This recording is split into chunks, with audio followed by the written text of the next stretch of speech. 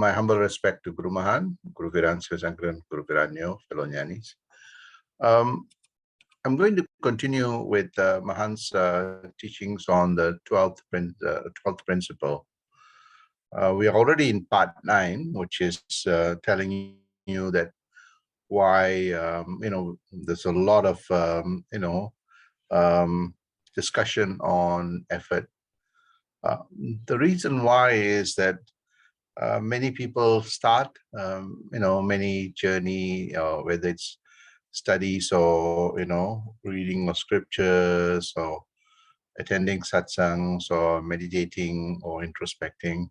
They start off very early with a lot of eager and a lot of intensive fervor to know this knowledge. But unfortunately, many people after a year, 2 years, maybe not even after a couple of months or a year, 2 years, they drop off. And as time goes on, you see that eventually they let it go. And so I've seen this in my own life, where I've seen many people, during Mahan's time have come, got the initiation, and then, disappear when he disappears. In that same way, I also see, when people start this journey, they start off with a lot of interest and a lot of enthusiasm, and then slowly it fizzles out. You can actually even see, in many forums, it starts off with big numbers and eventually it gravitates towards a much more smaller number. So, and you read even in Mahan's book and many great saints, they said 1 in a million or 1 in a 10 million actually get it. And I always, and quite interestingly, I see that there are many things in our life that, that takes place and needs a lot of attention. And sometimes spiritual pursuit takes a back seat. And, we are kind of distracted from the path of spiritual enlightenment. But what differentiates that 1 in a million is that they hold on to a principle that no matter what, the prime purpose of life is to attain enlightenment. And even the most difficult circumstances, even the most challenging situations that they are in, they never let it go. And slowly you see that holding on to that principle enables them to come out of that difficult challenges, come out of that, circumstances much more faster.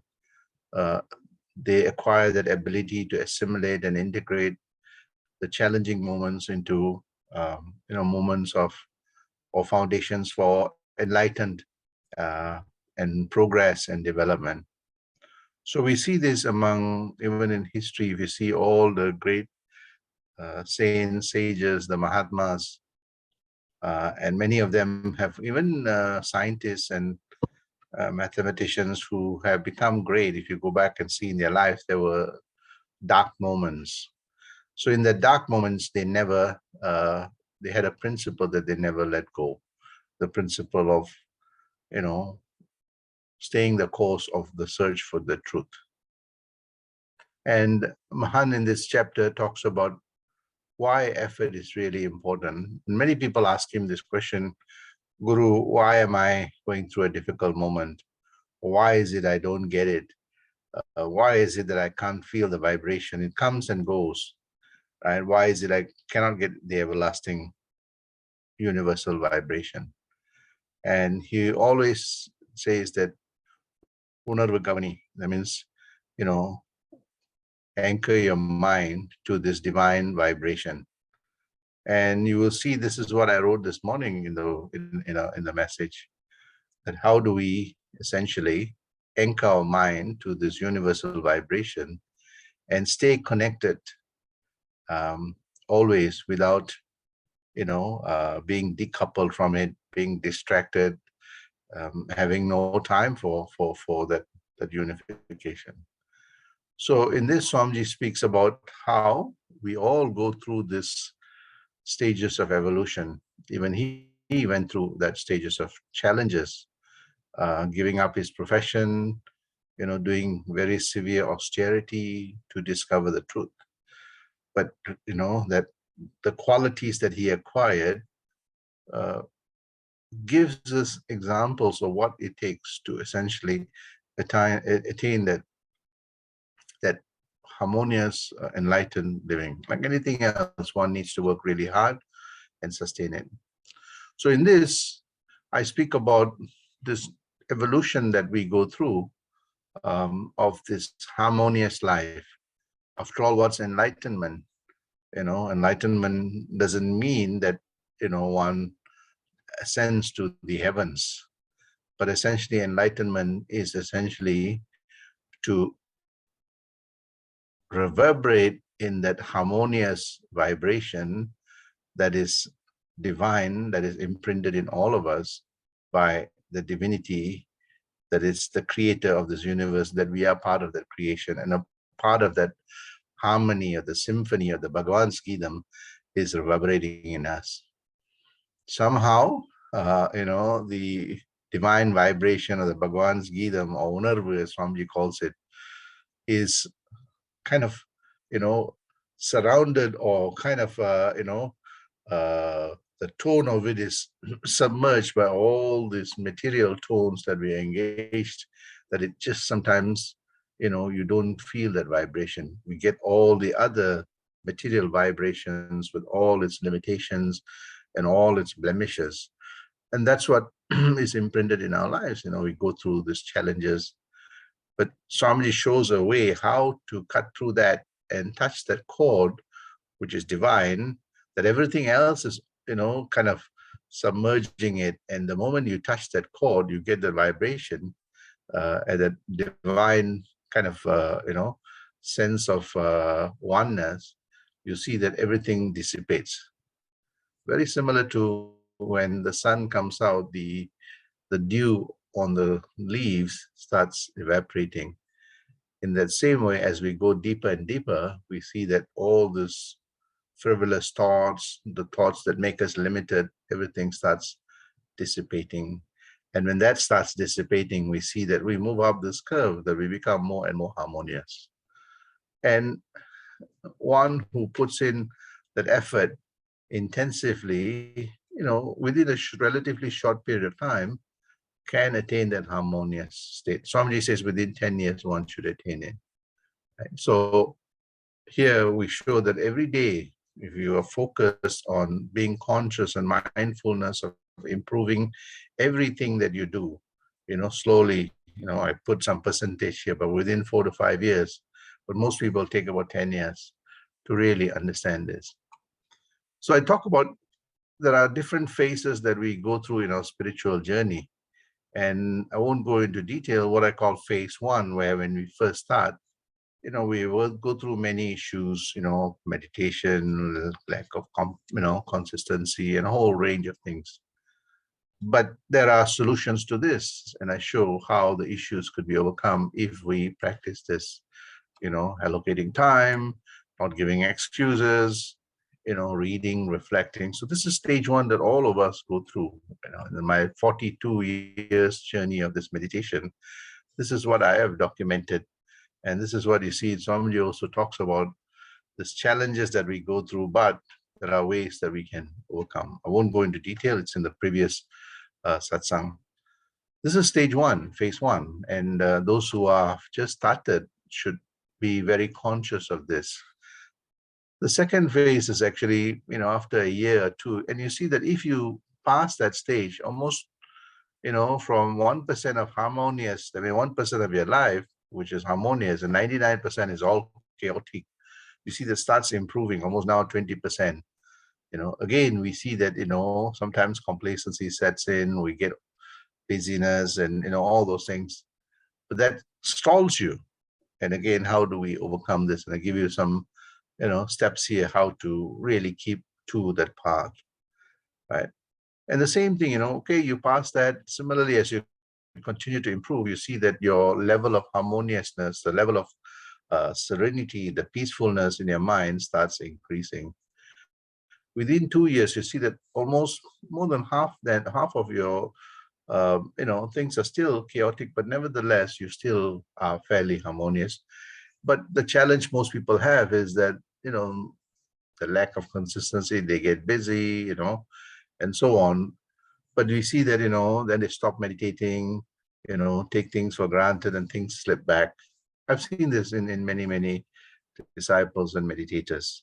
So how do we do this? There are 7 steps that I showed that we need to consistently, relentlessly push ahead. Right? And we start seeing some convergence. By the time 3 years, one would start seeing that convergence is a phase 4 that takes place. And again, we see that, again, there one needs to always, the human mind is very interesting. There's always this push towards complacency, easing, and all those things. But there is also another important thing that happens is that when one becomes more and more harmonious, as the mind becomes more expanded, one needs to be on guard of the ego. Sometimes this happens, and people think that they are better than others, and so on. So there's superiority complex that comes in, and this is where the service mindset, the humility, allocating time for the needy, for everyone, particularly, is really important. And the service mindset keeps us, check so that, we don't develop this superiority complex. And today I'm going to speak about phase 5. Phase 5 is this final step of that steady state of, attaining that spiritual abode that Swamiji calls a universal peace sanctuary, that you're always in that state of connectedness. Right? But again, even in that state, there is always this, moments of vulnerabilities, because, you're there, but not there yet. Right. And, there are moments that, you're impacted by, death, disease, poverty, uncertainties, challenges. And there are times that people challenge you, and, one can get agitated. So I have seen great saints and sages, though enlightened, get agitated, lose their cool. So not often, but we see this happens, Again, one needs to be very, very, when we say mindfulness, we have to be, continuously, fully minding our mind so that it is not distracted. So here, one who, continuously practices mindfulness or meditation or introspection, contemplation, reflection, always will be watchful for this tendency of the mind to break away from this harmonious state to disharmony. So how does one overcome this, and how does Mahan do this? You probably would have heard, a book probably called Stephen Covey's 7 Habits of Effective People, right? Here is 7 habits of enlightened, Mahans. So how do one overcome this? And there are 7 core values of an enlightened person. And you can see this in, those who, there are living, people that have, have these qualities. I've seen this in Mahan. I've seen this in other great saints and sages, and they're always watchful, and it's easy to remember this, right? And the first value that to keep them in that steady state, they're always in the steady state of harmony, always smiling, always, that state of cheerfulness, the winsome personality, everything's okay, no problem, we can resolve this, that mindset, the can-do attitude. But here is the values that I've, thought about. And, as I was reading Stephen Covey some time back, I realized that, within, our own journey of enlightenment, there are some core values that helps us, when the mind tries to break away, you're able to bring it together and manage it and keep it in a very sustained, pristine state. And the first value is actually gratitude. Gratitude is a very important quality that we should always have. That that gratitude of being alive, the gratitude of being blessed with this life, gratitude of having this body to experience this material world, you know, gratitude that while we are in this material world and experiencing this material world, there is something spiritual or transcendental to the materiality that powers this material world. So, blessed with the material body, we realize that while we have a finite body, we are blessed with that infiniteness. While our body is perishable, we are blessed with that imperishability. While, we have that limitedness in our material body, we have the unlimitedness. So we see that, we have both that ability to experience all the things in this material world, but also have that infinite spiritual being. And that in itself is an awesome experience. That gratitude for people that supported us, our parents, to give us this material existence, you know, our gurus, the teachers about this material world, the school teachers, the gratitude of our spiritual masters to show us that infinite universe in us, and gratitude to nature for sustaining us. So when you have that gratitude mindset, right, you see that, you stand to be transcendental to flaws. And what happens is that when you have that gratitude, you become more graceful, you know, because you're grateful to whatever you have, right? Even how limited it is, you become more grateful to everything that you have. And you see that the mind becomes more graceful, the thoughts become more graceful, our speech becomes more graceful, and our actions become more graceful. So even we see that even how harsh people would have been with us, we still have the gratitude for them for maybe showing us something that we did not know, or identifying some of the limitations that we have that we need to be, working towards. So we see that these great saints and sages, great Mahans, have this gratitude. And that is why you see that they tend to want to share what they have liberally, be of service to society without looking at time and effort and resources. So we see this, they stand out. It's not just to benefit them or their family, but they become more and more altruistic and more universal in their values. So if we want to measure how harmonious we are, you ask that, how much gratitude do you have for your own existence? How graceful are you with your words, your thoughts, and your actions? Right? That is an important measure of whether the level of harmoniousness that we have achieved. So this is the first quality. The second quality is that patience.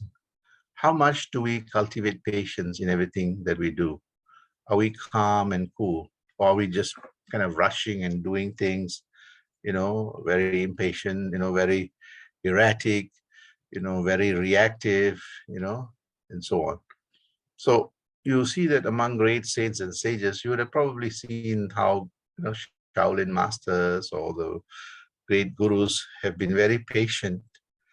They do not rush in their gain for knowledge, do not rush to do things. They're always patiently doing things, observing, introspecting, contemplating, reflecting, and meditating on everything that they do. And this is something very important quality that if you want to sustain things, right? And there's also a quality of persistence. If they don't get something, they keep pushing and pushing and seeking and seeking. And that perseverance, not giving excuses that, no, I, you know, can't do this, can't do that. And there's continuous practice. Continuously keep practicing, practicing, practicing until they get perfect. Yeah? So this is an important qualities that the great Mahans and great saints and great scientists have pursued, that patience, persistence, perseverance, and that practice to perfection. Right? This is what Sarvadakshina is, perfection. par excellence, right? And this is something you see, I saw in Mahan, he knew that everybody spoke about the Kundalini, but he wanted to find a simple way to unlock it, that anyone can practice, irrespective of race, religion, gender, social status, and he put in that effort to discover it, and that's what we all should be doing, that many of the saints lived in very difficult circumstances, yet they were able to become transcendental and, help others. We have all the comforts of life. We should be doing more. So this is an important quality that is great, to attain that sustain. The other one is mastery. They tend to have this, wanting to master everything that they learn, including mastering the human mind, which is really, really complex, right? And that push towards, as I mentioned, perfection, patience, persistence, perseverance, practice to perfection. That perfection leads the search and the seeking of that perfection to gives them that mastery of whatever that they're doing, right? Whether the discovery of the atom or discovery of the universe or discovery of the self. In that mastery, they become, full and complete. And in that completeness, they don't have inferiority complex or superiority complex, but they have this magnanimous wanting to, that greatness. That's what a Mahan is, that greatness, the bigness, right? And the magnanimous, wanting to share liberally to everybody.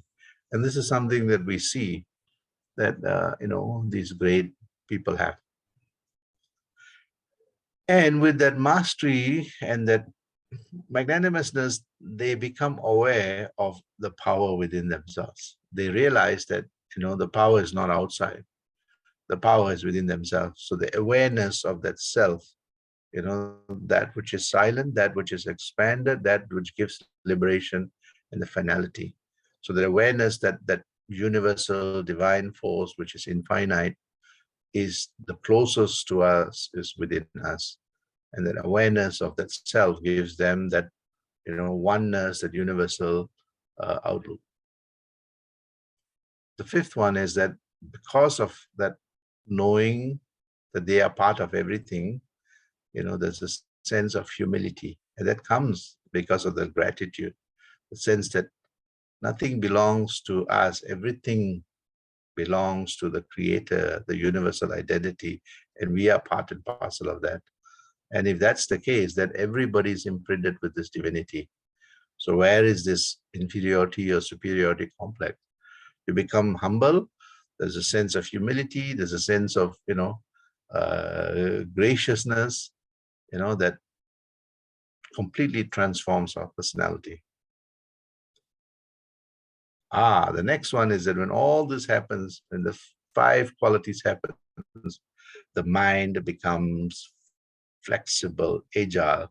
It can operate at every level. To a child, it knows how to communicate and become inspirational. To a scientist, the mind knows how to, uh, influence them, how to learn from them, how to, operate and how to manage them and how to work with them to achieve the outcomes.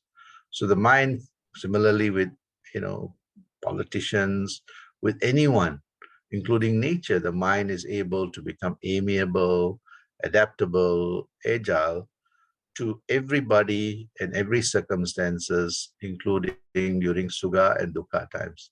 So the mind is able to assimilate, integrate both the Sugha and Dukkha as a combustion for its enlightenment. That agility of the mind takes place. They're always, it's okay smiling, even this most difficult period. They will be smiling. Maybe they'll be very quiet, becoming more and more one resolute to be able to assimilate those challenging moments, integrated to become, to attain deeper enlightened state. And finally, that sense of nobility, that whatever we do is from the divine universe. Whatever we are is from the divine universe. Even after the body passes, we are part and parcel of divinity. We bring nothing. We, operate in this material world, experience this material world. We become enlightened and we pass on without taking anything. The only thing we leave behind is this experience of this material world, with all its, inspiration, awesomeness, and we document it and we leave it to the next one who is passing by. Hey, there's a person that passed through this journey, and this is what their life journey was. These are the things that they learned. These are the things that they were able to overcome. These are the challenges that they were able to transition to become, opportunities for learning. And through that, evidence, and through that information, others who are walking through this path too will have an enriched and enlightened life. So they don't do things for themselves or their family. It is part and parcel of that greater universal cosmos. So they become more universal, more, universal in their thinking, more universal in their speeches, and more universal in their actions. And in that process, they become more inclusive. They're able to embrace all people of all walks of life, all religions, races, and they see everything as one, including nature itself and everything within nature. So, and as they journey through, as they refine the 7 qualities, they become more and more harmonious, integrated with the universal divine force, and they attain something what Swamiji calls the universal peace sanctuary within themselves. So you see that when one attains that and you continuously practice this, you see that, as you age, as the body ages, the spirit remains refined, unblemished. And as the body starts slowly disintegrating, the spirit still remains, pristine and gracefully exits this material body with this wonderful experience called life. And this is what graceful living and harmonious living, not afraid of poverty, not afraid of death, not afraid of disease, not afraid of anything except having this beautiful experience called life. I hope that and this requires effort.